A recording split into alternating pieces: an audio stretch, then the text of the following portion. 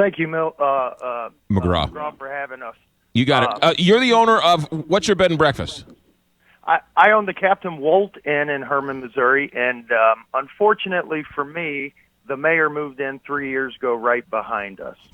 We've been in operation for over 30 years and have never had a valid noise complaint through the police, despite the mayor calling the police on us every week this summer. So you and your family were operating this bed and breakfast for years.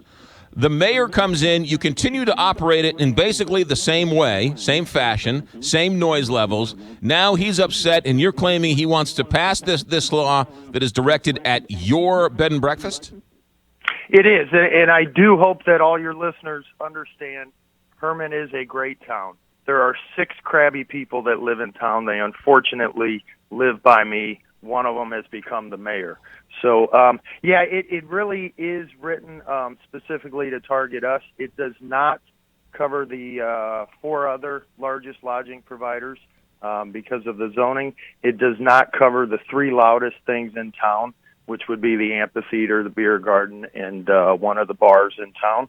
And really, it is just because the mayor lives right behind us. So how loud do your guests get at this bed and breakfast?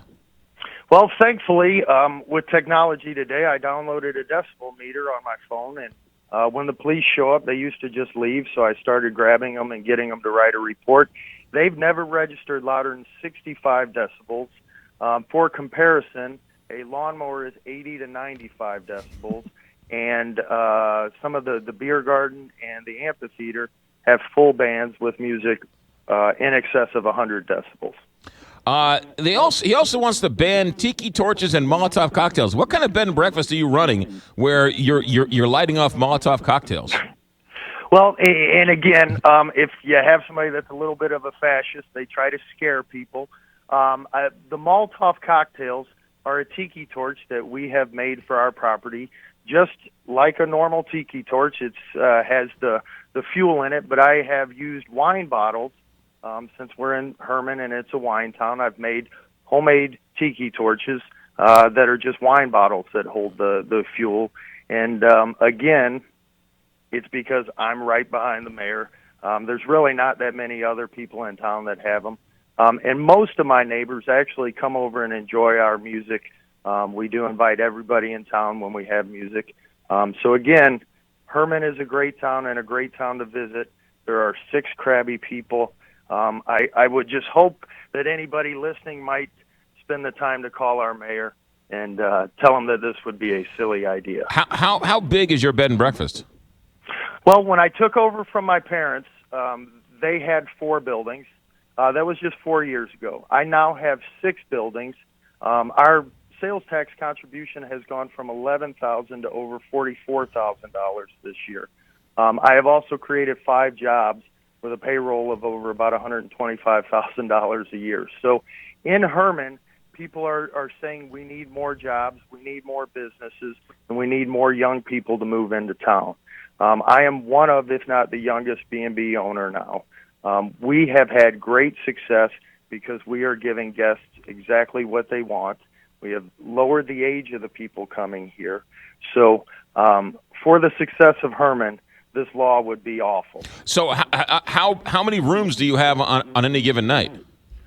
I have 13 suites and individual rooms, as well as 2 guest houses. Go ahead. Are you in downtown Hermann? Are you in the outskirts of Hermann? Where are you based?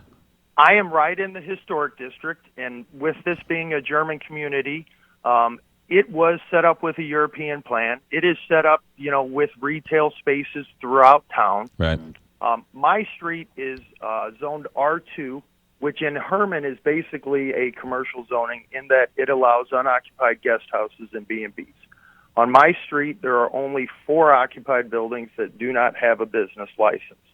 I am surrounded on 3 sides by commercial zoning and 1 side by the mayor's street, which is the worst zoned street, which is R1, with him being completely surrounded by commercial. What are some of the other businesses in the area saying about this law that you think targets you? It was written specifically to exempt the other large lodging providers with how they crafted it. And the noise ordinance part of it has also been crafted to say that if noise passes the boundary of your properties, because the mayor knows at 65 decibels, he's not going to be able to stop us. If you're going to regulate noise, just as you do when somebody is drunk when they're driving, you have to set a limit. And if you are driving over .08, you're drunk. So that is how we need to regulate noise. The Captain Wolt Inn is not against stopping problem properties, but you got to do it smartly. I was going to say, because if you're laughing too loud at your bed and breakfast, that seems to be like you should put that in a commercial, right? People have so much fun, they call the cops on us. Yes, sir. And I think I've done a very good job marketing. As I said, we've lowered the age. Hermann's a town of 2,000 people that's losing residents, and they're trying to get young people to move to town. If you become known as the town that is outlawed laughing, I think our tourism trade will definitely be hurt. But you are not going to get young people to move to a town that is outlawed laughing. All right, Brant, what is the mayor's name, and how long has he been mayor of this town? He has been mayor about 3 years. His name is Robert Korber. I would say he ran for mayor just because of this. Hasn't done a whole lot other than try to stop tourism, and not really tourism throughout town, tourism right by his property. What are the Board of Aldermen saying? Are you worried this actually might pass?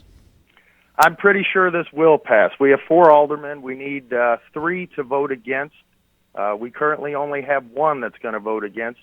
Even if we do turn a second, the mayor gets to break the tie. So you're saying tonight in Hermann, you guys might literally ban laughing at your bed and breakfast? We might. The hope is enough people show up, and actually, if your listeners would take the time to call or email, that would be very helpful to let the aldermen know and the mayor know that this will hurt tourism and will hurt our town. What is do you think this puts you out of business if this passes? I think as a business owner, you've always got to have contingencies and ideas how to move forward. And, my responsibility to my employees is to handle what comes at us and try to provide our guests with the best possible stay that we can in Hermann. I don't think it'll put us out of business. I do think it'll affect us economically. I think it may also push me to turn my bed and breakfast into more of a guest house and have to cut staff.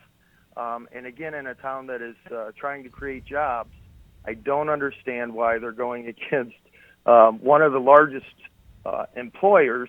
And because of that, I have staff during the week till 11 o'clock and on the weekends till 12. So when they say there is noise in town, there is in some properties, but it's just not at mine. Brant Wilkins, the owner of, what's the website for your bed and breakfast? The website is CaptainWoltInn.com. If you just look up Captain Wolt Inn on Facebook as well, there's lots of information, phone numbers. The City Hall phone number is 573-486-5400. So that one is pretty easy. They will be answering phones, and if we could light them up, it would be great. Light them up. Brant, I think I'm going to go rent a couple of rooms in your place and have a couple of comedians come and tell jokes all night long and have it set up to laugh at the mayor's office. But there you go. That would be great. We'd love to have you out. Brant, hey, keep us informed on what goes on, and thanks for checking in. Thank you. You have a great day. You got it. Brant Wilkins with us, owner of the Captain's Wolt Inn in Hermann, where the mayor tonight just might ban laughing. Only in America. 728, Big 550, KT.